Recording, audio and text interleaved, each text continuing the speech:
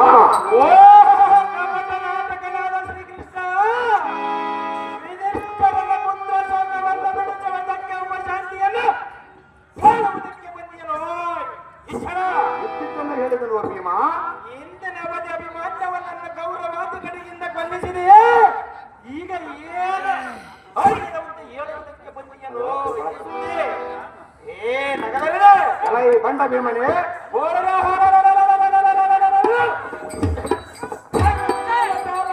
ಸೂತ್ರಧಾರನಾಗಿ ಮಗನಾದ ಅಭಿಮಾನ್ಯವನ್ನು ಕಾಪಾಡುವುದಕ್ಕೆ ಸೇವೆ. ನಿನ್ನ ಮಾಯಾಕಾರದಿಂದ ಎನ್ನಗೇನ ತಿಳಿದಿಲ್ಲವೇನೋ.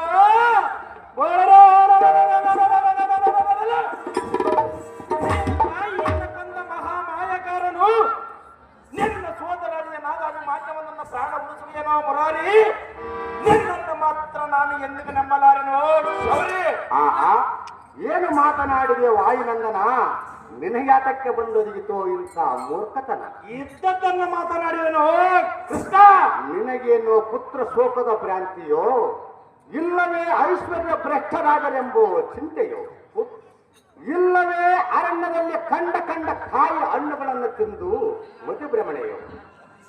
ಭೀಮ, ಕೃಷ್ಣ, ಆಯುಷ್ಯ ಮುಗಿದ ಅಭಿಮಾನ್ಯನ ಹಳಿದು ಹೋದರೆ ಎನ್ನ ಕಡೆ ತಪ್ಪೇನಿದೆ? ರುಕೋದರ, ನಾನು ಮಾಡಲ್ಲ ಅಭಿಮಾನ್ಯನ ಸಂಹಾರ. ಮತ್ತೆ ಯಾರು ಮಾಡಿದರು? ನಿಮ್ಮ ಪ್ರಾಣಗೋಸ್ಕರ ದ್ವಾರಕೆಯನ್ನು ಬಿಟ್ಟು ಬಂದು ಬಿಟ್ಟು ದುಡಿಯುವನಲ್ಲದೆ ನಿಮ್ಮ ಮನೋಬೈಕ್ಯನ್ನು ಕೈಗೂಡಿಸುತ್ತಾ ಬಂದಿರುವನು. ಎನ್ನ ಕಡೆ ತಪ್ಪೇನಿದೆ? ನಿನಗೆ ತಿಳಿದರೆ ಹೇಳು, ಇಲ್ಲವಾದರೆ ಇಲ್ಲಿ ಕುಳಿತಿರುವ ಪಲ್ಲವರನ್ನಾದರೂ ಕೇಳು. ನಾರಾಯಣ, ಬಿಡುಬಿಡಿ ನಿನ್ನ ಕಪಟದ ಗುಣ. ಬಿಡುಬಿಡು ನಿನ್ನೆಯ ಕಪಟದ ಗುಣ. ಸಕಲ ಅಂತರ್ಯಾಮಿಯಾಗಿ ಸುಕುಮಾರ ನನ್ನ ಗೌರವನ ಬಲರಿಗಿರದೊಳಗೆ ಸಂಹಾರ ಮಾಡಿದಿರಿ. ನಮಗೆ ಇಲ್ಲದ ದುಃಖವನ್ನು ತಂದಿದೆ.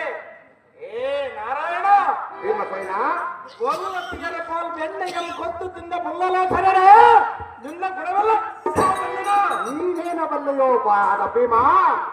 ಸಕಲ ಹೃದಯಾಂತನ ಅರ್ಕತನಾಗಿ ಮಗನಾದ ಅಭಿಮಾನ್ಯವನನ್ನು ವೈರಿಗಳ ಕಡೆ ಗಂಗೆ ಕಲ್ಲಿಸಿದೆ. ಸೋದರಿಯಾದ ಸುಭದ್ರಿಯನ್ನು ದುಃಖಾಜ್ಞೆಗಳಿರಿಸಿದಿ. ನಮ್ಮ ಅಣ್ಣ ತಮ್ಮಂದರಿಗೆಲ್ಲ ನೀರು ಧರಿಸಿದೆ.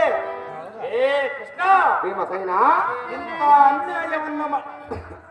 ಇಂಥ ಅನ್ಯಾಯವನ್ನು ಮಾಡಬಹುದೋ ಶ್ರೀಕೃಷ್ಣರಾಯ? ಎಲ್ಲರಲ್ಲಿ ಮಾಡಿದಂತ ನಿನ್ನ ಚಮತ್ಕಾರವನ್ನು ಎನ್ನ ಮುಂದೆ ತೋರಬಂದರೆ